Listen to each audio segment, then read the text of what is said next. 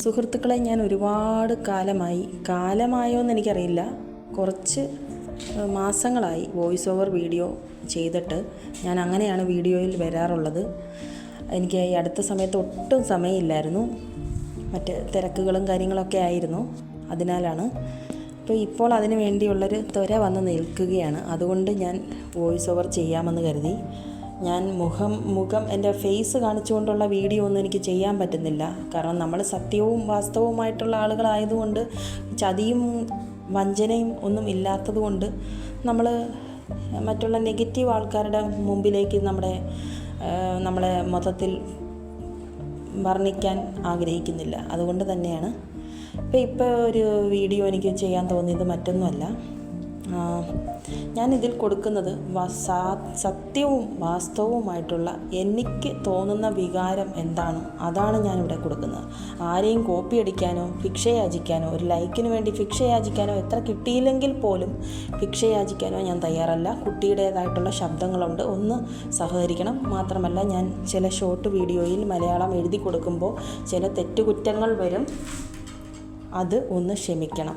കാരണം കുട്ടിയുടേതായിട്ടുള്ള സമയപരിമിതികളും എല്ലാ പരിമിതികളും ഒക്കെ ഉള്ളത് കൊണ്ട് ആണ് അങ്ങനെ സംഭവിക്കുന്നത്. നിങ്ങൾ സഹകരിക്കണം. പിന്നീട് എനിക്ക് പറയാനുള്ള കാര്യം, കേരളത്തിൽ പഠിപ്പുള്ളവരും പഠിപ്പില്ലാത്ത ആൾക്കാരും ആയിക്കോട്ടെ, അവരുടെ വീട്ടിൽ നിന്നുള്ള ഒരു സ്വഭാവ വൈകല്യങ്ങളായിരിക്കാം. ഒരു സ്ത്രീ പുരുഷനില്ലാതെ അല്ലെങ്കിൽ ഭർത്താവില്ലാതെ ഡിവോഴ്സ് ചെയ്ത് നിൽക്കുകയാണെങ്കിൽ അവൾക്ക് ആണില്ലാതെ പറ്റില്ല. അല്ലെങ്കിൽ അവരെ പോലെയാണ് നമ്മളും എന്ന് ചിന്തിക്കുമ്പോഴാണ് ആ കുഴപ്പം.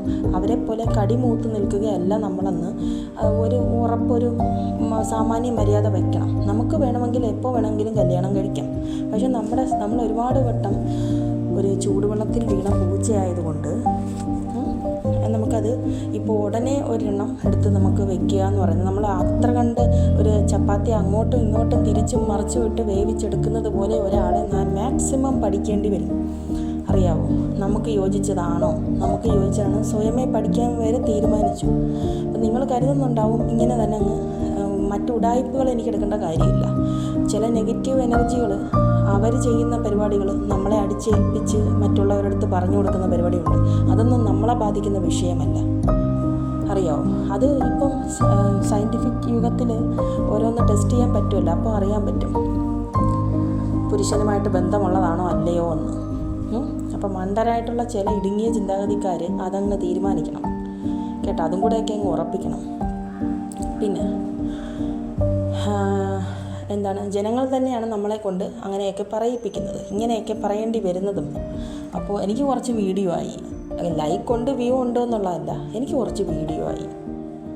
ഇതൊന്നും കൊണ്ട് ലോകം അവസാനിക്കാൻ പോകുന്നില്ലല്ലോ, ഇനിയും ഉണ്ട് സമയം. പിന്നെ അപ്പോൾ അവർക്ക് ഉഡായിപ്പ് പരിപാടികളുണ്ട്. അവരുടെ ഉഡായിപ്പ് പരിപാടികൾക്കായിരിക്കും നമ്മളെ അവിടെ നിന്ന് മാറ്റുന്നതും എല്ലാ കാര്യവും. ഒരു കാര്യം, ദൈവം എന്നുള്ളൊരു ഒരു ശക്തി ഉണ്ട്.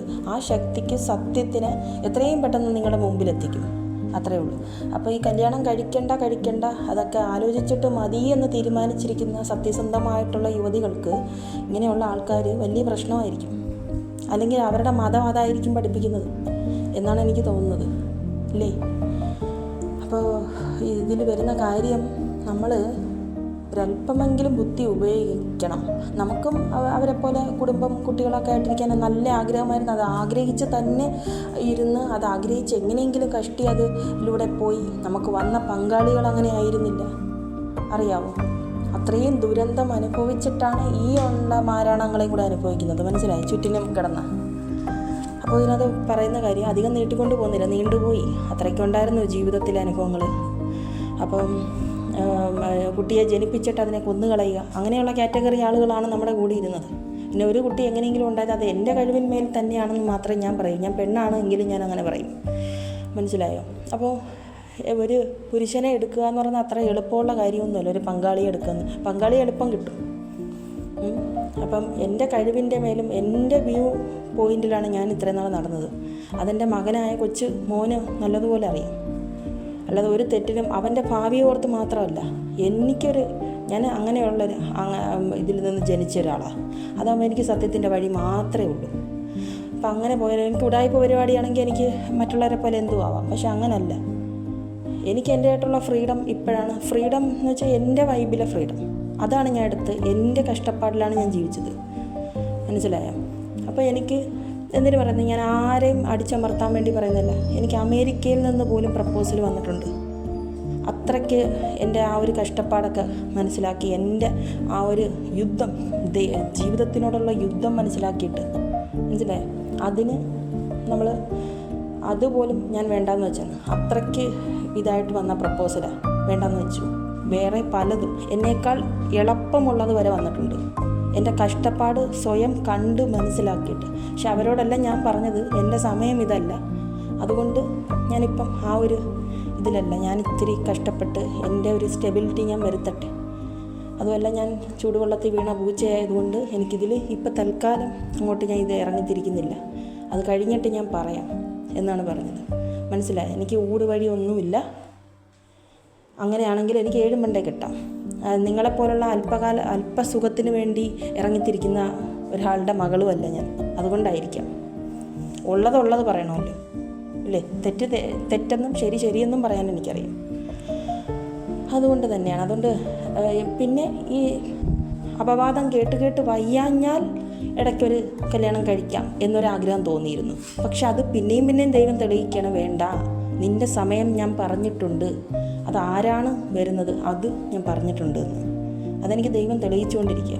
ഇതാണ് ഞാൻ. അല്ല, നിങ്ങളൊക്കെ വിചാരിക്കുന്നത് എനിക്ക് വെറും പീറയല്ല. അതാരോ ആയിക്കോട്ടെ, എല്ലാവർക്കും കൂടെ ആയിട്ടുള്ളൊരു മറുപടിയാണ് ഞാൻ തന്നത്. ഞാനിങ്ങനെ തമാശ കളിച്ച് വീഡിയോ എടുക്കും, പക്ഷേ എൻ്റെ നേരായിട്ടുള്ള ഇത് എന്നെ ചതിച്ച് പല പ്രാവശ്യം ചെയ്തു കഴിഞ്ഞാൽ നിങ്ങളതിൻ്റെ ഭവിഷ്യത്ത് അനുഭവിക്കും.